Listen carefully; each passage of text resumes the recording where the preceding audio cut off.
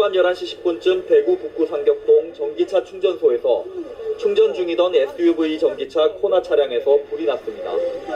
불은 2시간 만에 꺼졌지만 차량이 완전히 불에 타 2,900만 원의 재산 피해가 났습니다. 안녕하세요. 오토기 김정민입니다. 코나 EV 사고로, 화재 사고로 좀 떠들썩하죠? 전기차를 고려하시는 분들은 이제 배터리 화재에 대해서 굉장히 민감하시고, 특히 코나가 작년에 4건의 화재가 있었습니다. 캐나다 몬트리올에서 벌어진 외국에서의 사건, 그리고 국내에서의 3건.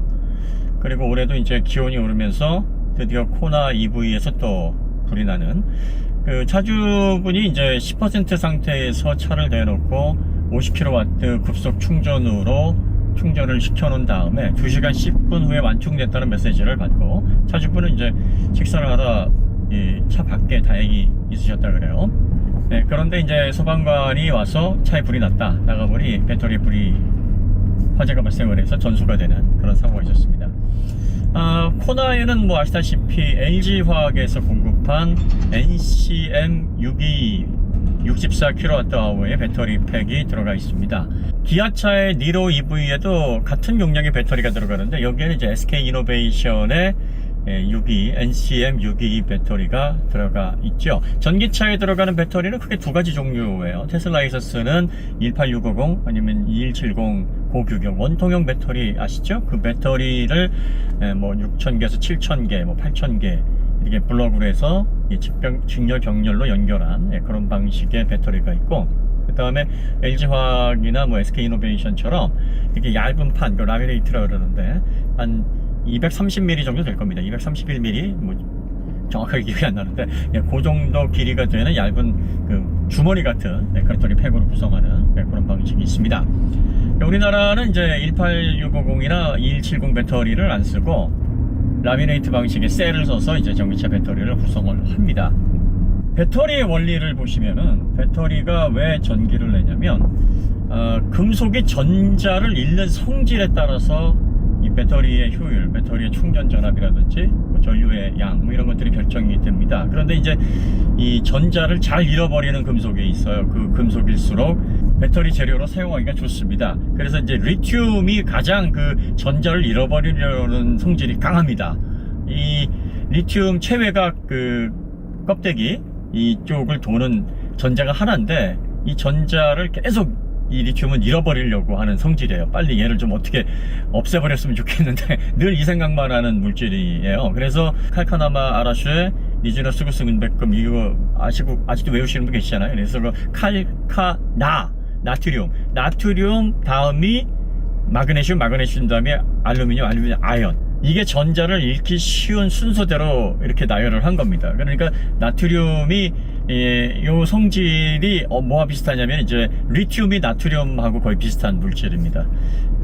리튬 이런 물질들은 전자를 잃어버리려고 하니까, 이게 뭐냐면 이제 이 불안정 상태를 안정화시키려는 성향이 강하겠죠. 그래서 어떤 물질과 확 반응을 하게 되냐면 이 산소와 아주 화끈한 반응을 하게 됩니다. 그러니까 산화작용이 굉장히 빨리 일어나는 물질들이에요. 리튬이 전자를 가지고 있는 상태는 이제 불안정한 상태입니다. 그 불안정한 상태에서 산화금속과 결합을 하게 되면 이제 안정이 되는 거죠. 산화가 되면서 안정이 되는 겁니다. 그러니까 전자를 잃어버리면서 안정화되기 위해서 생기는 부하, 그 부하로 전기가 생성이 되는 겁니다. 그런 원리로 해서 배터리를 만드는 건데, 이 리튬이온 배터리 같은 경우에는 이제 구조가 어떻게 되냐면 양극이 있고 음극이 있고 그 사이에 분리막이 있고, 또 리튬 이온이 왔다 갔다 할 수 있는 전해질이 있어요.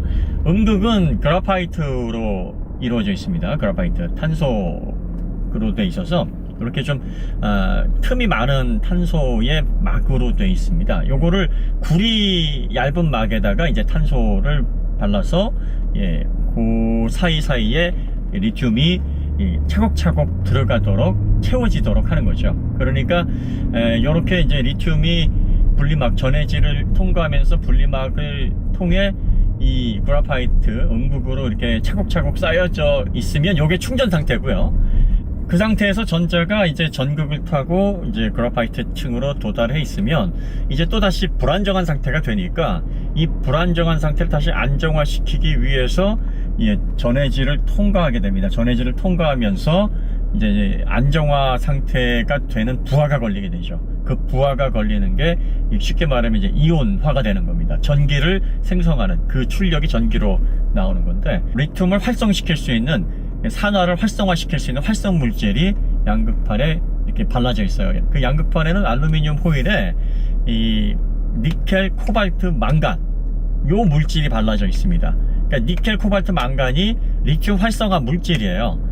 요게 이제 니켈, 코발트, 망간만 쓰이는 게 아니라 니켈, 코발트, 알루미늄이 사용이 되기도 합니다. 그래서 니켈, 코발트, 망간은 NCM, 니켈, 코발트, 알루미늄은 NCA. 쉽게 말해서 18650, 2170은 NCA고, 그리고 이렇게 팩으로 되어 있는, 라미네이트 팩으로 되어 있는 LG화학이나 SK이노베이션은 NCM이라고 얘기를 합니다.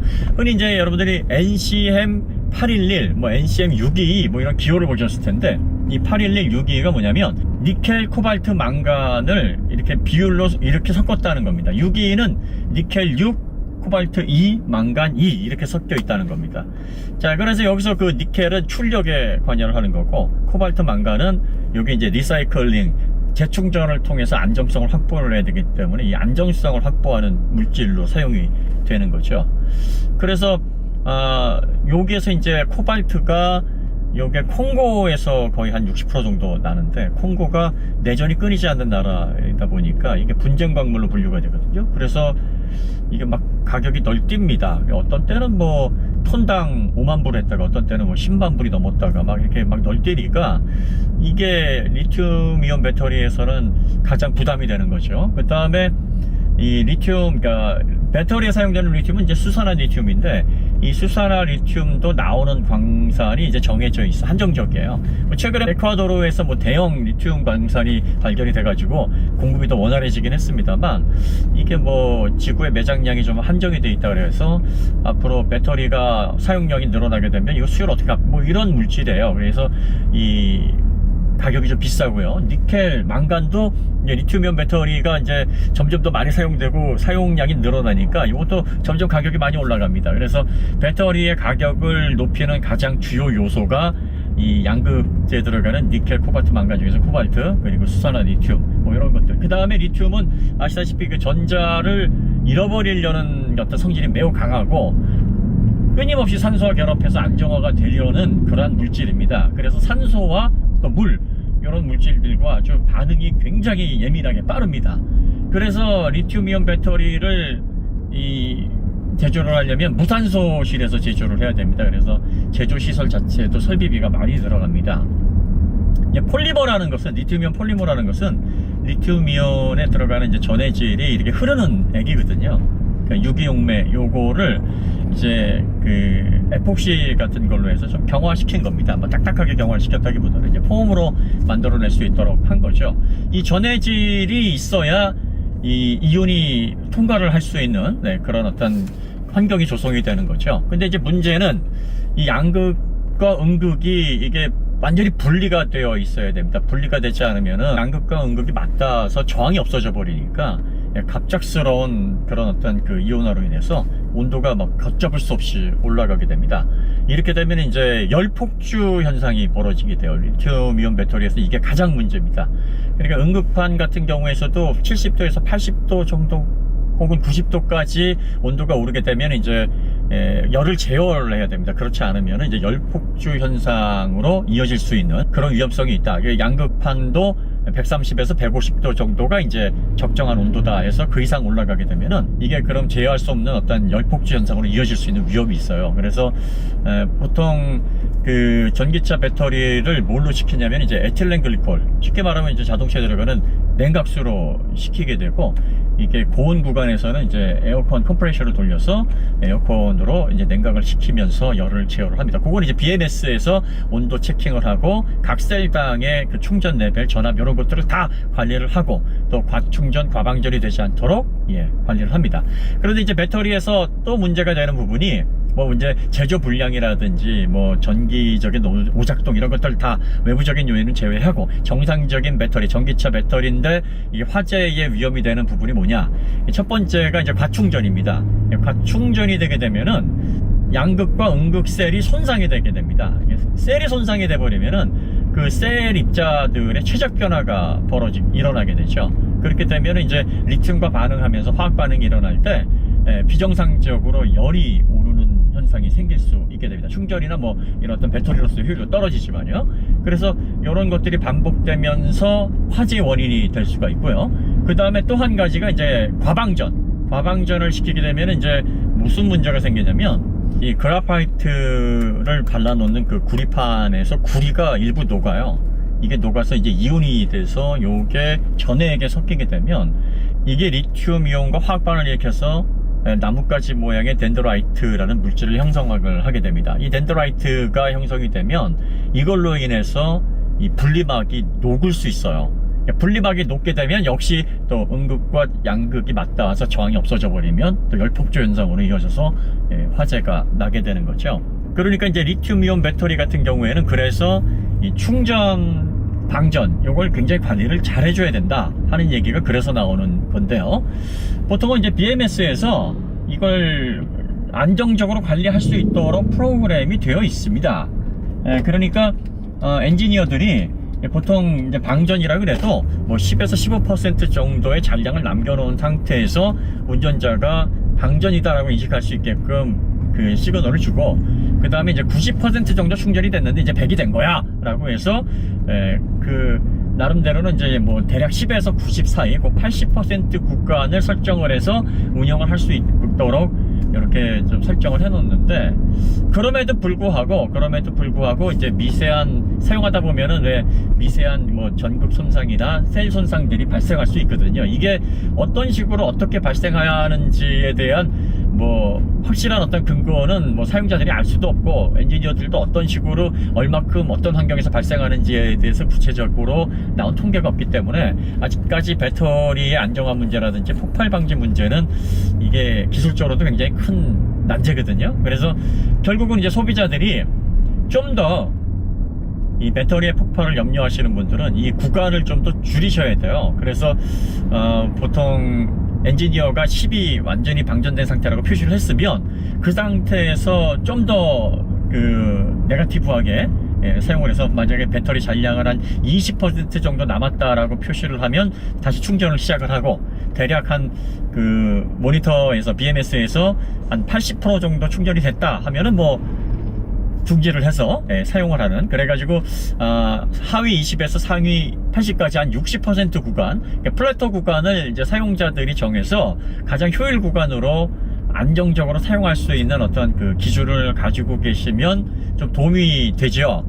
그렇게 되면 이제 실제로는 배터리가 원래 가지고 있는 출력에서 하위 뭐 한 30%, 상위 70%, 뭐 그 구간에서 이제 움직이는 게 되니까 아마 64kWh라 그래도 반 정도밖에는 활용하지 못하는 그런 이제 상황이 될 수밖에는 없을 것 같아요. 그러니까 요거는 이제 개인이 결정할 문제긴 합니다. 나는 뭐 엔지니어들이 배터리를 안정화시켜서 뭐 BMS에서 잘 관리를 할 수 있도록 해놨을 테니 뭐 그냥 모니터링해서 지시하는 대로 매뉴얼대로 사용하려 하시는 분들은 뭐 좀 더 낮은 레벨에서 충전하시고 뭐 100까지 충전을 하실 수 있고, 이게 리튬이온 배터리라는 게 뭐 기술적으로 아직 완성되어 있는 에너지원이 아니니까 요걸 좀 더 좀 안정적으로 사용하기 위해서 내가 좀 범위를 좁혀야 되겠다 라고 생각하시는 분들은 한 뭐 20-30%에서 충전 시작해서 한 80%, 좀 멀리 가야 된다 그러면 한 90%까지 모니터상으로 그렇게 해서 충전을 하시고 중지를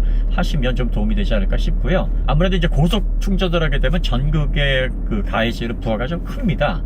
그래서 될 수 있으면 이제 완속 충전으로 뭐 저녁에 이제 주무시면서 이렇게 충전을 하시는 그런 방향으로 이제 유지 관리를 하시면 아무래도 이제 전기차 화재에서는 좀 더 유리하지 않을까, 뭐 그런 생각이 좀 들어요. 아직까지 이 배터리 기술이 아직 안정화가 되어 있지는 않은 상황입니다. 그래서 이 배터리의 화재, 배터리의 어떤 열폭주로 인한 연쇄 폭발, 이 전기차는 이게 한 번에 빵 하고 터지는 게 아니라 계속적으로 연쇄 반응을 일으키기 때문에 이게 소방관이 와서 별로 할 게 없어요. 그냥 다 탈 때까지 기다려야 되고, 어떤 때는 그냥 막 물을 쏟아부어 가지고 더 빨리 태우는 이런 방식으로 전소를 시키는 이런 화재 진화법이 사용이 되고 있는데, 이게 이제 가장 문제가 되는 거는 이제 사람들의 안전, 뭐 자신의 안전뿐만 아니라 이 전기차로 인한 그 타인의 어떤 피해, 타인의 생명이나 재산의 피해도 이게 굉장히 큰 문제지 않습니까? 그래서 오너들이 좀 배터리를 안정적으로 관리하는 부분에 있어서 좀 깨어 있으셔야 될 것 같고요. 그 다음에 이 배터리를 고속 충전할 때는 절대 차 안에 계시지 않으셔야 될 것 같아요. 일단 고속 충전 걸어 놓으시고 일 보시고, 그 다음에 주변에 될 수 있으면 뭐 차가 없는 상황에서 이렇게 충전을 하는 뭐 그런 충전 에티켓 뭐 이런 것들을 좀 보여주셔야 되지 않나 싶습니다. 그 다음에 이 현대차도 이게 니로에서는 지금 화재가 안 나는데 이 코나에서만 계속 연속적으로 화재가 나고 있습니다. SK이노베이션은 뭐 아시다시피 NCM811을 이제 쓰겠다고 했는데 NCM811이 이제 공정이 제대로 이루어지지 않았는지 그 NCM111과 811을 섞어서 NCM62에 맞는 성분으로 이제 양극을 만들어 놓은 그 배터리를 사용을 합니다.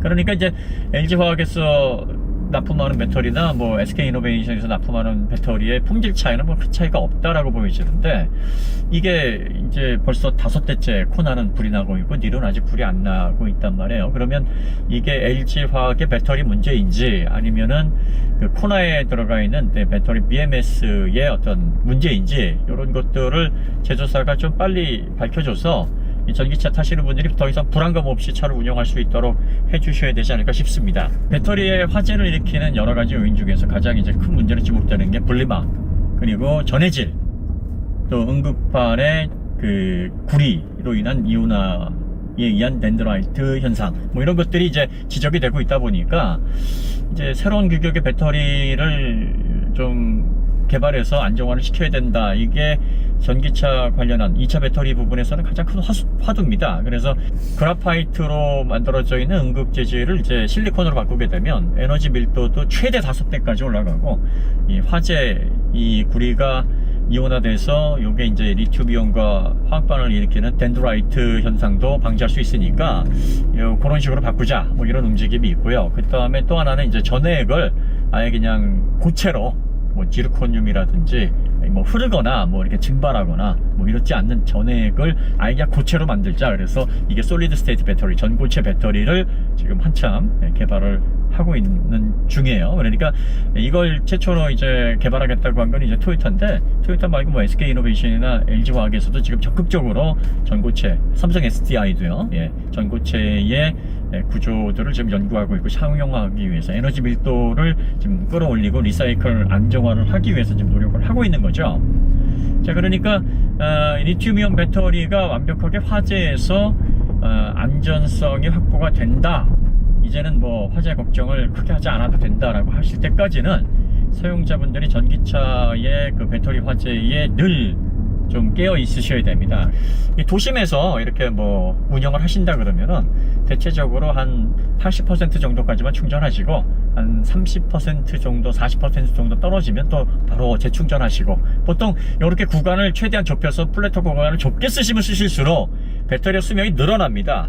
왜냐하면 이제 그 전극의 부하도 덜 가고 또 전극의 그런 물질들의 체적 변화도 거의 일어나지 않기 때문에 이렇게 되면은 배터리 수명이 더 비약적으로 늘어나요. 그래서 보통 이 플래터 구간을 한 30%, 40% 뭐 요 정도 수준으로 줄여버리면 이걸 풀로 해서 원래 허용된 용량을 다 쓰는 거에 비해서 5배 내지 10배 이상 수명이 늘어난다. 배터리 엔지니어들이 그렇게 얘기를 합니다. 그러니까 화재만 예방할 수 있는 게 아니라 이 배터리 수명도 비약적으로 늘어납니다. 그래서 여러분들이 잦은 충전, 그리고 뭐 장거리 운행하시면서 중간중간 급속을 이렇게 좀 사용하셔야 될 필요가 있는 분이 아니라면 완속 충전으로 관리를 하시는 것도 좋은 비결입니다. 현대자동차가 코나 EV 오너들이 안심하고 차를 운영할 수 있도록 문제점에 대한 빠른 수정, 그리고 어떤 부분으로 인해서 화재가 발생하는지에 대한 명확한 원인 조사, 그리고 재발 방지를 위한 확실한 해결책 제시, 이런 것들이 이루어져야 된다고 생각을 합니다. 그럼 주말 잘 보내시고 저희는 더 좋은 콘텐츠로 다시 찾아뵙도록 하겠습니다. 감사합니다.